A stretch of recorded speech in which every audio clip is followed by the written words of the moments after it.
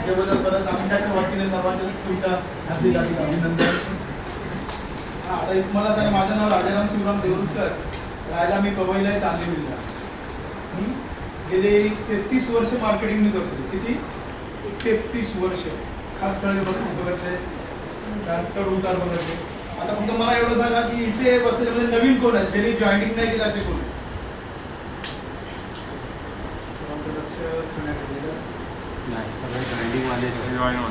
Joining केलेले नाही असे कोण आहे? तुम्ही दोन व्यक्ती जॉईनिंग झालेले आहेत. ठीक आहे. सेलर साहेबांनी चांगलं मार्केटिंग केलं, तुम्हाला समजत असेल. तिथूनच एक मॅडमनी एक प्रश्न, सुतार मॅडम ओळखतात मला, त्याच्यावर प्रश्न नाही. सुतार मॅडमनी चांगला एक प्रश्न हे केला होता, उपस्थित केला होता की ती गॅरंटी काय, गॅरंटी वॉरंटी काय. तर पहिला तर तिने क्लिअर केलं होतं आपण, म्हणजे संस्था ही कुठली मार्केटिंग कंपनी नाही आहे. सुतार मॅडम, ही पहिली सांगायचं तात्पर्य म्हणजे ही पहिली मार्केटिंग कंपनी नाही, ही एक फाउंडेशन संस्था आहे.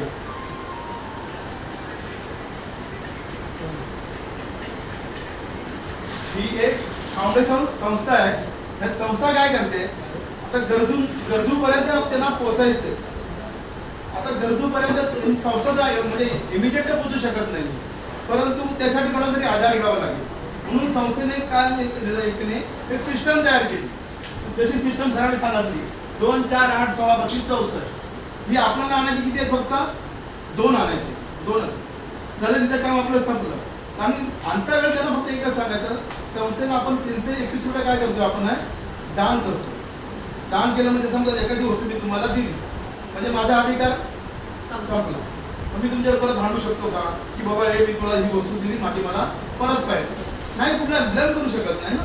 दान केलं, ओम भट स्वाहा, संपला विषय. भटाच्या भाषेत सांगायला गेलं तर सांगायचं तात्पर्य हे आहे मॅडम, सुतार मॅडम, आपण एक दान करतो. दान म्हणजे एक प्रकारचा थोडक्यात सांगायचं गेलं तर एक समाजसेवा. आता समाजसेवा करताना आपल्याला काहीतरी मेवा मिळाला, एवढं पण आपण अण्णा हजारे नाहीये समाजसेवा करायला. तू उठला सुटला बसू कुशलला, उठला सुटला बसू कुशलला, कशाला नाही समाजसेवा करतो. अरे पण तुझ्या बायकापर्यंत बघ ना, तुझ्या पोटाचं बघ ना, काय करायचं ते समाजसेवा केलं म्हणजे पोट भरत नाही ना. मग हे समाजसेवा करत असताना आपल्याला 2 पैसे कसे येतील त्यासाठी या कंपनीने ह्या फाउंडेशनने आपण हे पैसे कमवायचं माध्यम दिलं की 2, 4, 8, 16.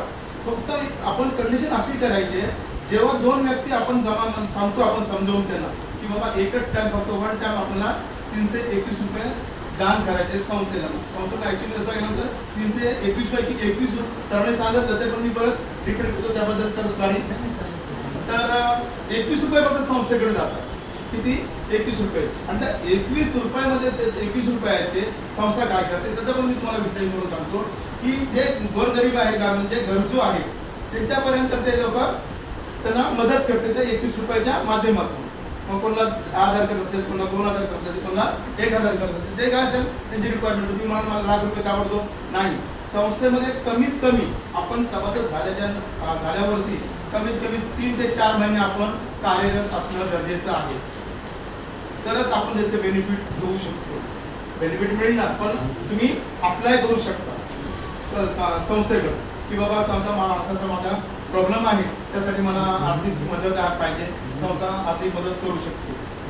दुसरा प्रश्न राहिला प्रश्न आता की 2 माणसं काय म्हणेल मला की 2 माणसं मिळत नाही. ठीक आहे, पण तुला तू दान तर करू शकतोस, दान ते करू शकतोस की नाही? हो हो, 300 का 500 करेन, नको, फक्त 321 रुपये दान कर. बरोबर आहे. मग आता सरांनी दाखवल्याप्रमाणे तिथे सरांनी असं दाखवलं होतं की ही एक व्यक्ती आहे, त्या खाली त्यांनी 2 दाखवले. आता लोकांच्या मनात हे गोळे दिसतात म्हणजे काय चेन सिस्टम आहे. चेन सिस्टम कुठे नाही मला सांगा, सगळीकडे चेन सिस्टम आहे, आपल्या कुटुंबामध्ये आहे. तर इतर माणसं म्हणजे प्लॅन काय लेवल प्रमाणे आहे. तर आता ह्याला हा काम करत नाही, मग सरांनी सांगितल्याप्रमाणे, पण हे 2 काम करताय, हे काम करताय. बरोबर आहे. त्यांची समजा 4,640 रुपये काहीतरी लमसम येत आहे. आता नंतर मग तोपर्यंत ह्याला काहीच बोलायचं नाही, ह्या व्यक्तीला काहीही बोलायचं नाही. कारण का संस्था काय सांगते, 2 व्यक्ती पाहिजे होतात. आपल्याकडे 2च आहेत का? नाही ना, 4, 6, 8, 10 पण असू शकतील. दहाचे दहा नको आपल्याला. आणि दुसरं म्हणजे सगळ्यात तात्पर्य म्हणजे आमच्या सेलर साहेबांचा खरोखरच आभार मानून मी मुंबईमध्ये आणायची ही सेलर साहेबांनी आणली, खूप छान काम केलं सेलर साहेबांनी संस्था मुंबईमध्ये आणून. आणि त्यांची सिस्टम जी ठेवली, सेलर साहेबांनी जी सिस्टम ठेवली ना काय, ती सिस्टम एवढी इझी ठेवली आजपर्यंत. जेवढ्या मार्केटिंग संस्था येऊन गेल्या मात्र मॅडम, तर ते काय केलं, लिडरने काय केलं की फक्त स्वार्थ साधत गेले. कुठलीही कंपनी XYZ इन्व्हेस्टमेंट जर सोडली तर MLM कंपनी कुठलीही तुम्ही घ्या, संस्थेच्या नियमाप्रमाणे संस्था काय म्हणते, जर तुम्हाला इन्कम घ्यायची असेल तर फक्त तुम्हाला दोनच माणसं द्यायची आहे. पण मी लीडर ना, माझ्याकडे टाय आली, सूट आला, बूट आला, मग मी काय झालो, मी लीडर झालो. मग माझ्याकडे दोन माणसं नाही, 10 आहेत, 20 आहेत. मग मी त्याचं काय केलं, गैरउपयोग केला. कंपनीने काय सांगत होती कंपनी की फक्त तुला काय करायचंय, 2 करायचे. पण मी 2 न करता काय केलं,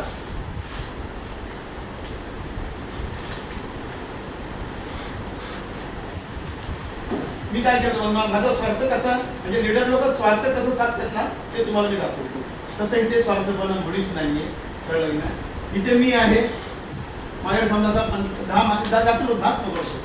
कंपनी काय सांगते, फक्त मला 2 सांगत, बरोबर ना. कंपनीने मला फक्त 2 सांगत नाही. पण तिसरा मनुष्य तर असं समजा आपला केली साहेब तयार झाला की देऊ साहेब तुम्ही प्लॅन छान आहे तुमचं, मला पण काम करायचं. मग मी त्याला सांगेन का नको करू म्हणून, कारण त्यांना पण एक इन्कम घ्यायची ना, करून देत ना. पण ते मनुष्य माणसे माझे आहे. पण आता हे पण माणसं माझीच आहेत. ही 10 माणसापैकी 9वा मनुष्य परत केली साहेब आले, तर मी काय करणार, मला गरज नाही त्यांची ना आता, पण त्यांना इन्कम घ्यायची आहे, त्याला काम करायचं. मग मी काय करणार, त्या केली साहेबांना इकडनं आणणार आणि ह्याच्या खाली टाकणार, इथे टाकणार. पण गंमत अशी होते प्लॅन म्हणजे रन होताना की माझा मनुष्य असला कारणाने मी ह्यांचा स्पॉन्सर जो आहे, ह्यांचा स्पॉन्सर तो मी डायरेक्ट बनतो, डायरेक्ट.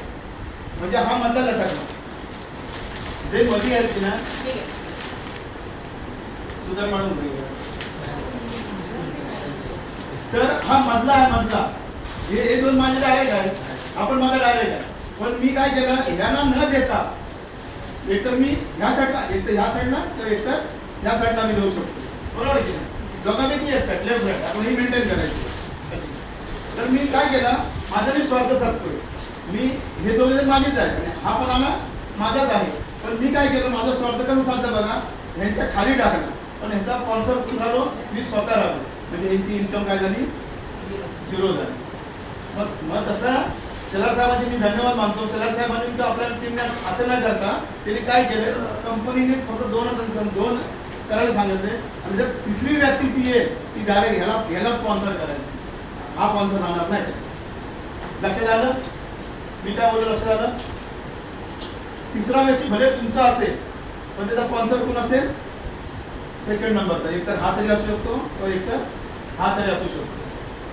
त्याच्यामुळे हा प्लॅन असा रन होतो की ना, त्याच्यामुळे 2, 4, 8, 16, 32, 64, 128, 256, 512 हे असे होत जातात. आणि त्याच्यामुळे इन्कम फक्त एक लक्षात ठेवायचं, करताना लॉगिंग करताना कशी करायची ती पण सांगतो. जर नवीन माणसं माहिती नसेल, लॉगिंग करताना, हे माझी लॉगिंग आहे सगळ्यांची. लॉगिंग करताना असा चार्ट आपल्याकडे प्रत्येकडे असणं गरजेचं आहे. असा चार्ट असणं गरजेचं आहे, जेणेकरून आपल्याला काय होईल की आता आपण इथे बसलोय, आपला लेफ्ट झाला, राईट झाला, हे झालं, ते झालं.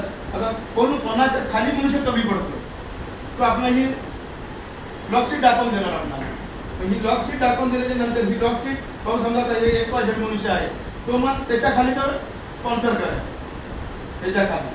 म्हणजे हे झालं, म्हणजे ही पूर्ण तुमची लेवल झाली. अशा पद्धतीने मी माझं काम केलं. आणि आज मी 4थ्या लेवलला आहे. 4थ्या लेवलला पण मला कसं थोडीशा वर्ष कमी पडतात. आज छानपैकी तुमच्या आशीर्वादाने, आईवडिलांच्या कृपेने, स्वामीच्या आशीर्वादाने आज व्यवस्थित आहे. कारण मी फुल टाइम काम करतो. कंपनीने 15 दिवस दिले होते मला, पण मी 15 दिवसामध्ये 3 लेवल कंपल्सरी पार पाडले. कारण का माहिती आहे, ह्याची माझी ताकद नाही आहे, ही प्लॅनची ताकद आहे. आपण म्हणतो 300 रुपये, 321 रुपये. आणि दुसरी म्हणजे परत मी सेलर साहेबांचं नाव असा घेईन यासाठी की त्यांनी जी सिस्टम ठेवली ना, सिस्टम खूप मस्त ठेवली त्यांनी की 2च करायचे तुला. तिसरी जी व्यक्ती आहे ती कोणाला तरी काय करायचे, दान करायचे. जसे आपण 321 रुपये एक वेळ दान करतो तशी त्याच्यामुळे गंमत अशी होते, त्याला दान केलं, त्याला मदत झाली, त्याच्यावरती मी आहे, मला मदत झाली, माझ्यावरती सेलरांना मदत झाली, इनडायरेक्टली ती एकमेकाला दान सिस्टम लागू झाली सर्वांना. Okay, clear. धन्यवाद.